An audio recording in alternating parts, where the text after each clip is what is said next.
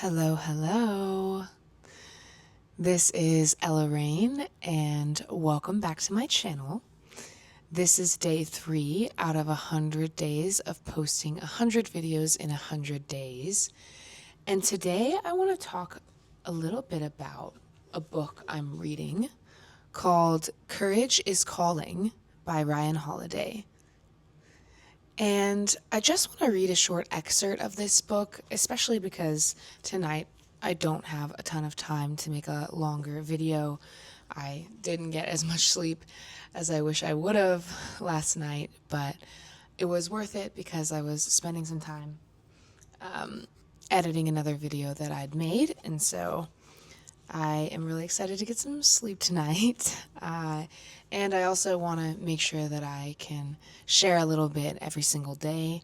So, one video a day, right? So, a little bit of background on this book. I actually found out about this book because of the owner of the gym that I work out at called Squatch Frontier Fitness recommended it in a WhatsApp group that I'm a part of. And so I just figured I'd check it out. They're really inspiring folks that work out at my gym. And so I purchased the book on Amazon. And, I recently in December went to Date with Destiny, which is a Tony Robbins seminar where you essentially figure out your values and you map out your next 1, 5, 10-year goals. And so what I discovered or uncovered was that the most important value for me at this time, in order for me to be able to kind of launch into the next level of my life, is courage. And so this book felt, very apt and very, on brand in a way. And I was just really excited to dive into reading it.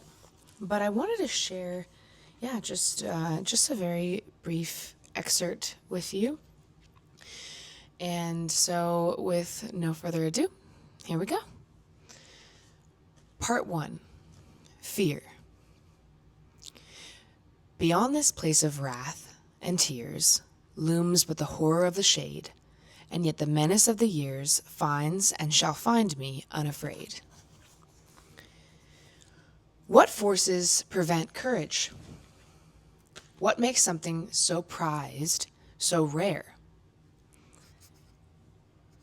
What keeps us from doing what we can and should do?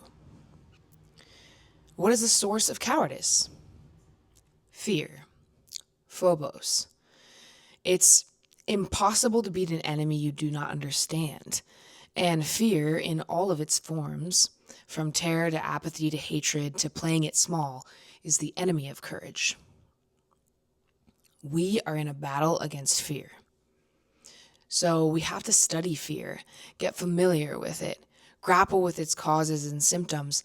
This is why the Spartans built temples to fear, to keep it close, to see its power and to ward it off. The brave are not without fear. No human is. Rather, it's their ability to rise above it and master it that makes them so remarkable. In fact, it must be said that greatness is impossible without doing this. Of cowards, though, nothing is written. Nothing is remembered. Nothing is admired. Name one good thing that did not require at least a few hard seconds of bravery. So, if we wish to be great, we must first learn how to conquer fear, or at least rise above it in the moments that matter. So that passage stood out to me a lot because, especially as it pertains to this challenge I've created for myself and a lot of the changes and shifts that have happened for me over the past year, that I've had a lot of personal changes going on in my life and, changed jobs and I changed where I live and changed my diet. And I just, I changed a lot of things. I got out of a relationship. So there was a lot of things that changed for me this year. And one thing that comes up when things are changing and when it feels rocky and uncertain and uncomfortable is fear. It's fear of the unknown. It's fear of the potential known, or the idea that we, give ourselves about all of the should haves and could haves and would haves and might haves and maybe will be, future disaster thinking that can, really lead you down a spiral really quickly. And at the same time, in my past, I have listened to fear, and let me tell you what, it never led me anywhere good. So it really stands out that fear doesn't go away, right? And I think that that's something that has solidified a lot for me in the past few months, is recognizing that